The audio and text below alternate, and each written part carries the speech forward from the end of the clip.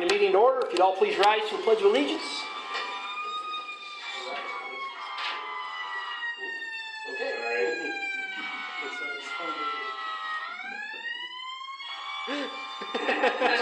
Don't shut off easy. I'll just leave the room. I pledge allegiance to the flag of the United States of America and to the republic for which it stands, one nation, under God, indivisible, with liberty and justice for all.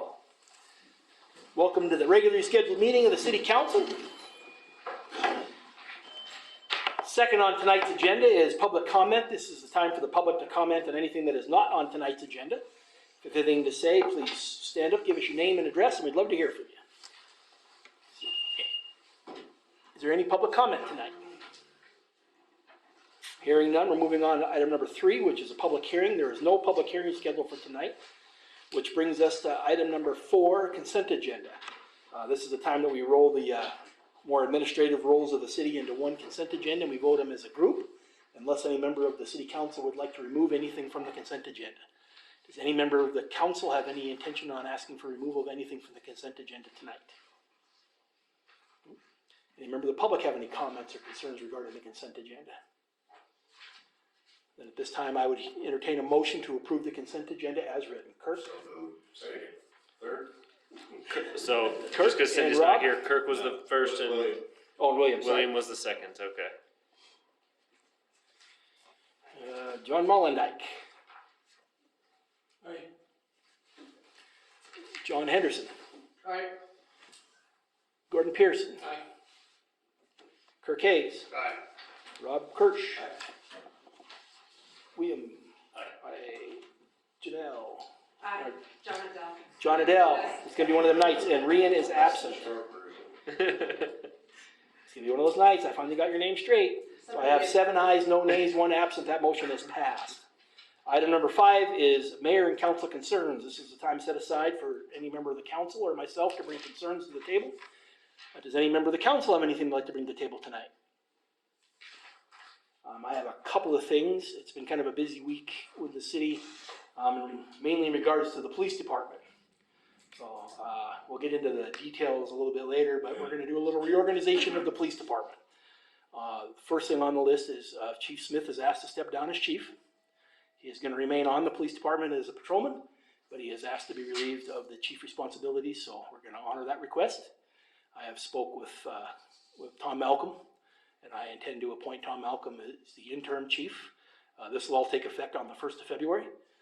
Chief Smith will be talking to Chief Malcolm over the next few weeks to kind of get him on board and get him going. We'll get a schedule going. We'll make a decision on permanent chief at a later date. We've also received a letter of resignation from Officer Kinsey, effective March 1st. So we're going to begin advertising for that officer position right away. So we'll fill Kinsey's spot, just as hopefully by March 1st, so as soon as we can get going. And then we'll make a final decision on Officer Malcolm's position once we see how the chief goes for a while. Any questions on that? I'd like to thank you for. Yeah, I was going to say. You've done a great job. Yeah, thank you, Billy. Chief Smith. Yeah. Round of applause. I want to make sure, absolutely for the record, that this is not any way, shape, or form. I know how rumors can get rolling in our little city of Deer Lodge on occasion. Chief is doing this voluntarily for his own reasons, and there's absolutely no animosity. There's no discipline involved. This is strictly on the up and up. And I have every assurance that Tom Malcolm will be an excellent chief. I have no reason to doubt that probably will end up as a permanent position. But we just got to follow the procedures. Any comments or questions or anything before we move forward? Well, just for the record, we thank Officer Kinsey as well. Oh, Yeah, absolutely. I'm going to miss him. He's been Done a really good job. and he's got his own reasons too, and you're welcome to discuss that with him. It's not my place to be discussing his business, but yeah, again, I would write him a letter of recommendation if he wants. We have no complaints. He's done great. In fact, I'll miss him. He was an asset to the department. We would have made cupcakes. Which brings us item number 6, continued business. We have no continued business tonight, which brings us right to new business, item number 7A, subdivision improvement agreement for Beaumont Place. Jordan, you want to walk us through that, please? Absolutely. So, we have a few things on the agenda tonight for the Beaumont Place subdivision, as you guys probably all saw. couple items that we need to talk about before we start talking about the third agenda item. And the number one is the subdivision improvements agreement. So this is one of the conditions for final plat approval that was established by the city council during the preliminary plat approval process for the Beaumont Place. The subdivisions improvement agreement is a document, it's a contract between the city and the developer that states that the developer recognizes that at this point, not all the infrastructure has been built at Beaumont Place that the city will eventually adopt. That basically he wants to go for final plat approval, start building buildings, everything like that. But have a little bit more time to prepare the infrastructure that the city will adopt. This contract stipulates that Lynn, the developer, would have 3 years from this final plat approval to create that infrastructure dedicated to the city. And because the city is allowing this extended time frame after final plat, what we do is we establish a financial guarantee, a financial assurity that the project will get done. So let's say, for whatever reason, the developer was unable to complete the infrastructure at the Beaumont Place up to the specs of the engineering standards that have been approved by the city, then we retain the right per this contract to use the financial guarantee that the developer has provided us, bring it to People's Bank, and receive the money so that the city can go out to bid and finish the rest of the infrastructure. That's pretty much the gist of it. There's a few minor points throughout the contract that you guys might be interested in. Like I said, there's a 3-year time period for the effective date. The city retains the right to inspect and certify the development. We have to provide notice of defect if we do see a piece of infrastructure that is not up to the standards that Trent and the city approved for the engineering. Then we have to give the developer a chance to remedy that before we go into default on this agreement and start drawing on those funds and that financial guarantee. It provides some of the reasons for why a contract might be defaulted on. Those are all listed there, but basically failure to complete the infrastructure, failure to remedy the defective infrastructure, bankruptcy, and foreclosure of the property are the ones that are there. It also provides for an appeals process if the developer feels that our decision to find something defective was not appropriate. It provides that we will basically mediate through a third-party, non-biased professional engineer who will basically determine if the infrastructure that the city's claimed is defective is in line with the engineering plans that have been approved by the city. It should be a pretty cut and dry process, but we'd have a third-party engineer look at that. And then basically, if it was found to be defective, then we'll go along with the process for the developer having to correct that defective infrastructure, and the subdivider will be responsible for those engineering costs. And if the city was found to be at fault that the infrastructure wasn't effective, then we'll bear the cost of those engineering fees and we'll move forward as if nothing happened. The document, also provides just your typical contract, information such as indemnification, modification, attorney's fees, notice, scope, things like that. But pretty much the gist of it is that the city has been given a letter of financial guarantee from People's Bank that says that there's money available to complete the rest of the infrastructure. This notice authorizes the city, if the contractor goes into default, to finish the infrastructure that the city will eventually take on as its own. Like I said, this wasn't a requirement for final plat approval, and so passing this would be necessary for that final plat approval. Both the developer and the city have, and staff have agreed to this contract. It's based off of, some of our draft documents that we've had in the past for subdivision improvements agreements. If they happen to answer any questions that people have. Right, got a couple. So on the letter to the bank, Yeah. it doesn't have a money value. So basically People's Bank has established that unequivocally they will fund the rest of the development of the project. The letter actually. Which is, Yeah, I see it says absolutely warranted and guaranteed. yeah. They're actually guaranteeing the entire project, not just the infrastructure that we require. Get this. So my second question is, can you give us a rundown of where they're at right now on their infrastructure? How far are they completed? Trent or Lynn might be able to answer that better than I can. Trent might actually be able to answer it even better than me, but right now the water is being completed. It's almost entirely complete. Sewer infrastructure is being completed. The loop on the water has to be finished by boring underneath Johnson Creek, which we haven't done quite yet, but we have a plan for that. And then sewer, like I said, is being installed. Then stormwater, and we have to wait to install the road base and roads until the spring, curb and gutter, and sidewalks. So basically, the private road is the main, At this point, yeah. and the border, so. Okay, thank you. About 90% on the water and roughly 45% on the sewer. And I'll just say, we gave a decent time period for this of 3 years, but it's kind of longer than expected. I mean, our intent is that we'd be done in July. So if nobody else has any questions, I move we approve. One second. Is there any member of the council have any other questions or concerns for move forward? Any member of the public have any comments or questions for move forward? John Adele was second, right? Yes. Alrighty, Rob Kirsch. Aye. John Henderson. Aye. Kirk Hayes. Aye. John Mollenbeck. Aye. Gordon Pearson. Brian is still absent. William Fox. Aye. John Adele. Aye. 7 ayes, no nays, 1 absent. That motion is passed. Brings us to 7B, zoning for Beaumont Place. Jordan. Oops, did I miss it? No, it looks like, sorry, the info pages are switched for the final plat and for the zoning, so you're gonna have to go forward a little bit to look at the info page for the zoning districts. My apologies on that, we were kind of scrambling to get this agenda out last Friday. We were, my apologies Yeah, too. final flags, like you said. Yeah, so get to the info page that says Beaumont Place zoning districts, and that's what we'll talk about. And then I'll skip back a few pages to the actual zoning maps To the maps. that are there, so. Another condition of final plat approval was that the applicant would work with the planning board to determine the best zoning characteristics or the best zoning districts for the Beaumont Place, which the planning board has made its recommendations to the city council. You've got a couple attachments in here, which are this one and this one. I'm gonna spend most of my time looking at this one, which is the second attachment in your document that has the information on what the zoning districts are. But I also wanted to include this one, which is a little bit of an old map, which kind of shows the general area of where the multifamily, the single family, the mixed use, commercial, residential, those types of things would be.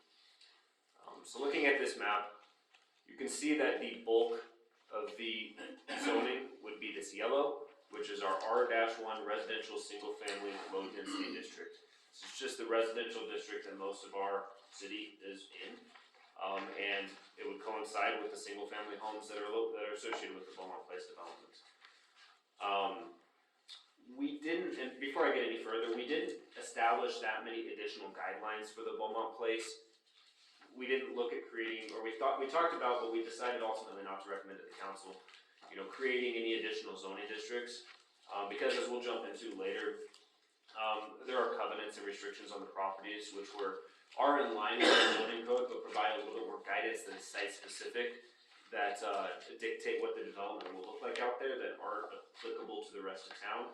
So we established or recommended the zoning districts to establish the base of what is happening out there, the base guidelines, the base ordinances that the city would be responsible for, with the understanding that the architectural guidelines, the covenants, everything associated with that, the Beaumont Place in particular, would provide that additional guidance that we decided not to touch at all. The next district that you can see a large portion of is this kind of orange color, which is the residential high density district. These are going to be the apartment building and the townhome buildings. Again, that's just fitting into our existing high density residential district. We don't have much of it in town, but the zoning district fits, so we decided to go with that. And then lastly is the B-3 neighborhood commercial district, which is made up of some of the empty lots that are over in this area, as well as the additional townhomes that, if you remember from our preliminary plat discussions, were designed so that they can be used as kind of a mixed use live/work townhome. So those are townhomes that will be constructed that you could, if you wanted to, retrofit or use the bottom floor of that home as kind of like an office space or a small business of some sort, and then live in the upper part of that townhome. looking at our zoning code, we talked again about creating a new zoning district for this, but we realized that we already had a zoning district that was designed to accommodate business uses that are in neighborhoods that are low impact, that are not going to provide any undue nuisance on neighbors. And that would be our B-3 neighborhood commercial district, which I'd be happy to pull up so you guys can see what those proposed uses are. But we currently have a couple areas in towns that are zoned like that. The biggest one being the area around the old hospital up on the hill on the southeast side of town. But really those are kind of quiet, low impact uses that someone very feasibly could put in the bottom of a live work unit. Yeah, like I said, those are the zoning districts that have been recommended by the planning board. They put a lot of thought into it. Lynn came to a lot of meetings with us, and I think they fit what both the city and the developer are going for the Beaumont Place. Happy to answer any questions. So we got one on the B3. So if it's not used for business or low impact business, does it allow for the development of just a residential? Or does it have to go through council approval or? It allows for residential too. That was one of our biggest discussions is that, that residential use is an allowable use in that district. Okay. There are also, and I will just tell the council that, we are looking at some small use changes to the B-3 district, which should have happened probably a long time ago for the district anyways, that remove things that shouldn't happen in those districts in town anyways. The planning board is in the process of making those recommendations and they'll bring them before. But there are also things that would be covered by the covenants from what I remember correctly. And so, we haven't made those changes yet. They've been recommended, but they haven't been brought to the city council yet. It's gonna be kind of a big process because we gotta send mailers out to a couple hundred different homes around town. But it's not anything that's really gonna be impactful. It's just a couple uses that the planning board thought, we should clean this up while we got this zoning district open, and we should look at these uses, see if they're applicable really in that neighborhood commercial district. Any other questions for Jordan? Any member of the public have any questions for Jordan? Hearing none, I'd open to a motion to approve the zoning for Beaumont Place. I make a motion. Kirk, do I have a second? Second. William? Any further discussion by the council? Any further discussion by the public? Hearing none. Rob Kirsch. Aye. John Henderson. Aye. Kirk Hayes. Aye. John Mullendijk. Aye. Gordon Pearson. Aye. Rian is still absent. William Fox. Aye. John Adair Laird. Aye. I have 7 ayes, no nays, 1 absent. That motion is passed. Brings us to item 7C, the final plat approval of Beaumont Place. Jordan? Alright, so I will go back just a few pages to this info sheet, but I'm gonna spend most of my time in the staff report and in the attachments that are, attached to that staff report. So it's a lot of information. I'm gonna do my best to go through it. You guys are gonna hear me talk for a while, but that's no change from usual. So this is, again, the final plat approval, which is a requirement of our subdivision regulations. The city council, after public hearings, after planning board recommendation, passed the preliminary plat, last year, May 2024, which officially allowed the developer, Lynn, to start developing the infrastructure. Pursuant to all the conditions that the city council established at the time, the next step for the developer would be this final plat approval. This officially authorizes the city and the developer to sign the plats, which are upstairs, ready to be signed, and file them at the courthouse, get the land officially subdivided, and most importantly for the developer, allow them to start selling lots and selling buildings, buildings and everything like that. So this is really, besides the measures of the subdivision improvements agreement and some of the other discussions that we've had with the developer in the past, this is really the city giving its blessing to the Beaumont Place development. The standards for the city council approving final plat, are a little bit less stringent than the preliminary plat because most of our measurement of the potential impacts on the natural systems, the environment, the adjacent neighborhoods, the public process, the infrastructure systems, everything like that was discussed in the preliminary plat when the city council established the conditions to the developer. So this is really just a review of those conditions seeing if the city council found them to be met adequately, and then moving forward. So in my report, in my report, you see the staff report that includes those conditions. And I'll run through these really quickly and interrupt me if you have any questions. But number one is that there's no material changes to the preliminary plat or the related materials. There haven't been any changes. There's been a couple minor amendments of like property boundaries and stuff like that, but nothing that our subdivision regulations would constitute as a material change to the preliminary plat. Next is that the subdivision complies with all conditions of approval. I'll jump into those now, but yes, I found that they did. First is that the applicant submits final engineering plans to the city and the DEQ as required that have been approved by the Public Works Department. Those plans were submitted on May 6th. They were to the city. They were submitted on May 7th to the DEQ. We received an approval letter. The applicant received an approval letter on July 10th. You can see those approval letters to the city and the DEQ in attachment C in the staff report, which I can jump to, but I'd be doing a lot of scrolling around. So the letters state that the city and the DEQ approved them. Next is that the applicant, before the construction of the stormwater detention pond, either proves that the groundwater elevations in the months of May and June is lower than the lowest elevation of each detention pond, or redesigns the stormwater detention pond infrastructure subject to City Works Department approval, so that the lowest elevation of all detention ponds is above the groundwater elevation. We concur that with the subdivider's response, which I will pull those up just so I can flip to them if needs be. But they did give us groundwater measurements, as well as, of course, the engineering plans that show test holes at the pond locations, and show that it satisfies the groundwater requirement for the conditions.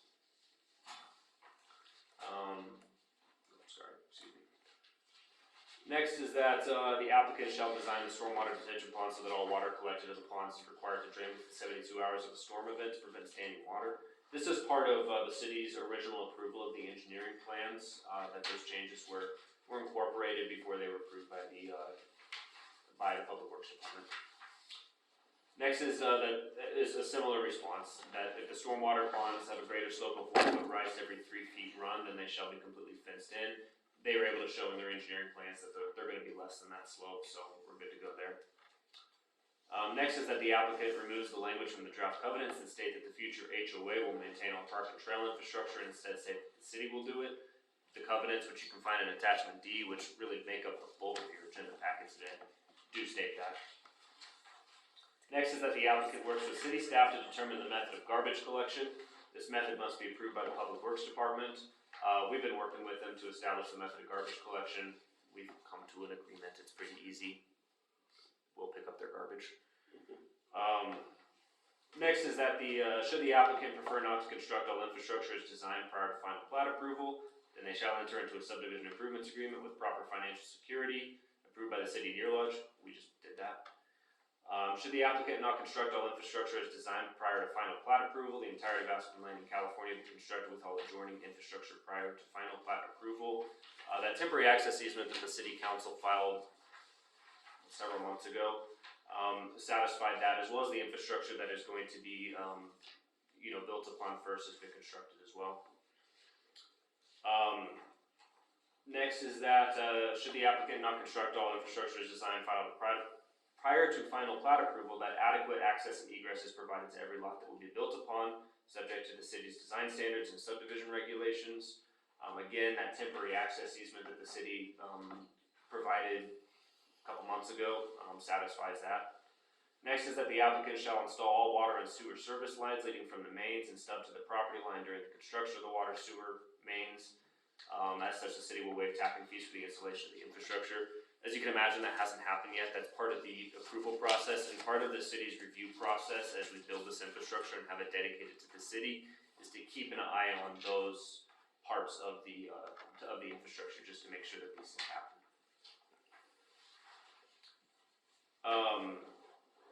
Next is that the applicant shall install water meters that are approved by the City Public Works Department for all water service lines. Again, that's been agreed upon in the engineering standards, and we'll just continue to monitor that. Next is that the applicant shall provide the necessary floodplain development permits for fill, grading, construction, and all other activities that require a floodplain development permit per the city floodplain regulations. I have provided a floodplain development permit to Beaumont Place for the construction of the infrastructure, minus one small component, that component with Johnson Creek, that boring underneath Johnson Creek. So when that occurs, we'll have to do that, but again, that's kind of one of these things that as that infrastructure gets developed and adopted by the city, as allowed by that subdivision improvements agreement, we'll just continue to monitor and make sure that condition is satisfied. Next is that the applicant shall obtain a 310 permit from the Deer Lodge Valley Conservation District prior to the construction of a culvert bridge or infrastructure at the Johnson Creek crossing. You have a copy of that 310 permit in attachment E to the staff report. Next is that the applicant shall submit a weed management plan prior to development, a template for which will be supplied by the subdivision administrator. This plan must be approved by the subdivision administrator and the Powell County Noxious Weed Control. We do have a weed management plan, it's been approved. I didn't put it in the attachment here, but I'd be happy to send it to anybody. It's on file in my office, it's on file at Karen's office at the courthouse. But that was approved pretty early on after preliminary plat approval. Next is that prior to final plat approval, the applicant shall work with the planning board to recommend zoning districts and uses to the city council based on the lot uses within the preliminary plat application. We just approved those uses as well, and the applicant satisfied that by meeting with the planning board several times over the last year, almost year, to establish those zoning districts. Next is that the applicant shall provide a lighting plan for the subdivision to the city for a review and approval prior to final plat approval. You can find that lighting plan in attachment F. The next three are the special improvement district waivers. Number one is, and these are the waivers that basically state that the current owner and any future owners of the lots can't protest the right to incorporate those lots into the specified special improvement districts that are in those waivers. So, like we have a street maintenance district that, we generate money from on the tax bill to pay for streets in town. We have districts, or we're allowed to make districts that pay for the development that, we're trying to establish that district for. And for existing homeowners in the town, for most residents of the town, there's state law that establishes a protest period, protest language, percentage of people that can protest, and then it's a no-go for the creation of that district. All sorts of protest things. But what state law also allows is that cities can require that new subdivisions waive their right to protest inclusion into very specific special improvement districts. And the main reason is because we want to include them into the ones that we currently have, but also we don't necessarily know what the impact of this development is going to be specifically on some of those infrastructure systems in the future. So these waivers say that for 20 years, as the city kind of assesses what it might need to do in those areas, there are specific things that they cannot waive the right to protest for. Number 17 says that they can't protest the inclusion into the special improvement districts that are in place at the time of final plat approval. That is that street maintenance district that we have citywide, as well as the citywide lighting district. And I'll pull up a copy of these waivers so you can see them later too. Next is that waiver for the specific purpose of construction of city parks within the development, included but not limited to maintenance, outdoor furniture, grading, and landscaping. Next is the waiver for the specific purpose of improving or maintaining the roads and sidewalks that access the subdivision and roads and sidewalks inside the subdivision. And lastly is the waiver for the specific purpose of developing, improving, or expanding municipal utility services to include the community water system, wastewater treatment system, and stormwater facilities. And let me pull up an example of what one of those waivers look like, but you do have those in your packet as well. And these will basically be notarized and filed along with the final plat documents at the courthouse. And we'll just basically go along with the property for the next 20 years. And I had it up, and there it is. I pulled the language from this from, I think, City of Bozeman, and the developer, and I agreed on the language and found that it met the purpose of those conditions as established. Right. Oh goodness. Okay. Next is that the preliminary plat is valid for 3 years from the date of approval. This time frame may be extended at the discretion of the city council. It's been less than 3 years since the applicant got preliminary plat approval from the city council, so that condition is satisfied. And Next is that the applicant shall ensure that they will not disturb or take waters in the ditch adjacent to Interstate 90 and include this as a deed restriction for future property owners adjacent to the ditch. In the response, the subdividers said, well, again, we can't really do that until we start selling those lots off, which we can't do until we get final plat. So again, it's one of those things that we'll just have to monitor as we start seeing development happening. And they haven't had any issue with the waters in the ditch adjacent. So those were all the conditions that were established by the city council at preliminary plat approval, along with all my responses to them. And then there was just a few more things for final plat approval that the subdivision regulations stipulate that the city needs to review before final approval. One is that the subdivider shall submit with the final plat a certificate of title abstractor dated at least 30 days prior to date of the final plat submittal.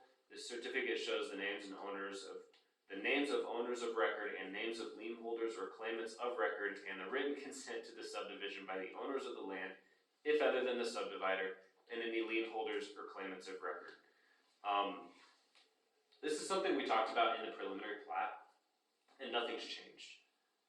Because these things can be lengthy processes, expensive processes, you know, what I did is I personally, as part of my staff report, recommended the waiving of that requirement. Again, there's nothing that's changed out there. There's no additional liens. There's no additional claimants of record. There's been no change in the ownership of the land. And there's no other owners of the land other than the subdivider. Nothing's changed since that preliminary plat. So I went ahead just on my discretion and in my staff report recommended that we waive that requirement. And I think it makes sense. There's really no controversy with that one, I think. Next is that all improvements required to be installed by final plat approval shall be completed and approved and certified. Improvements that are not essential to public health and safety may be secured with the subdivision improvement agreements and financial guarantee. Again, we've already done that. Next is that the final plat shall include the county treasurer's certification that all real property taxes and assessments have been paid. The county treasurer is required to sign off on that final plat showing that these things have happened. So that signature is just basically a requirement of filing that final plat at the courthouse. All property taxes and assessments have been paid, but the county treasurer will also have to additionally sign off on that. And lastly is that the city council may require the final subdivision plat to be reviewed for errors and omissions in calculation or drafting by an examining land surveyor before recording with the county clerk and recorder. No final plat that has been examined per this subchapter shall be recorded unless that plat includes a certificate of compliance signed by the examining land surveyor. We had that approved by the examining land surveyor last month, I believe. We use Robert Everly out of Butte. He's been the city's examining land surveyor for quite a while now, and his signature is also required on the final plat. So staff recommendation, upon review of the criteria for approval found in the Code of Ordinance for subdivision regulations, I recommend that the council approve the Beaumont Place major subdivision final plat. I'd be happy to skip into any attachments or anything, or answer any questions people have, but I think they covered it. Anybody have any questions for Jordan? Or for Mr. Hicks? He's here, chomping at the bit, can't wait to answer questions. Any member of the public have any questions for Jordan, Mr. Hicks, anybody? Can I make a comment? Absolutely, please do. I'd like to thank the city council and the city of Deer Lodge for your support on the project. As it's grown and we've gotten more interest, I've started to really realize how much of an impact that I really think it will have on the city. And it's exciting to actually see it starting to come to fruition. And you all had the ability early on to stop the project if you really wanted to, I suppose, or at least make it a lot harder than you did. But you were very thorough and you followed the process. Jordan definitely, if it says ABCD, you checked ABCD, all along the way. But I know that in other cities it's very difficult to work and to get things done as quickly as it's been done here. And so I think it's something that I just want to be sure to say to you all and say thank you. We're excited to actually get this going, get people moving into Deer Lodge that maybe aren't here, or for people that are here, finding new homes, and having them available. So anyway, just wanted to make that comment. Thank you. Thank you. One last chance for council. Move we approve. I have a motion to approve. Do I have a second? Second. John Henderson. Any further discussion before we take a vote? Any further discussion from the public before we take a vote? Hearing none. Robert Kirsch. Aye. John Henderson. Aye. Kirk Hayes. Aye. John Mollendijk. Aye. Gordon Pearson. Aye. Rena is still absent. William Fox. Aye. John Adele Eric. Aye. I have 7 yeas, no nays, 1 absent. That motion is passed.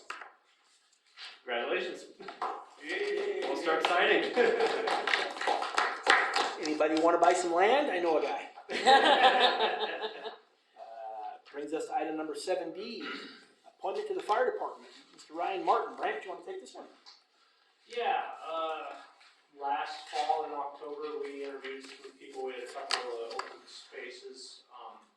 We filled those in November, but I kept Ryan in my back pocket knowing I had a guy leaving in December.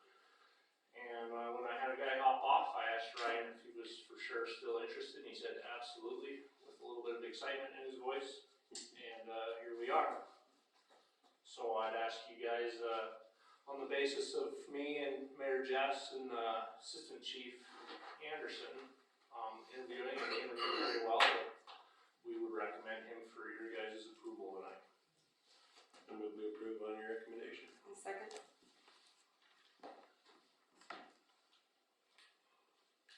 Anybody have any questions for Brant?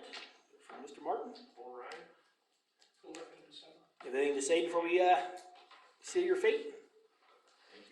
Thank you. All right, hearing none. Rob Kirsch. Aye. John Henderson. Aye.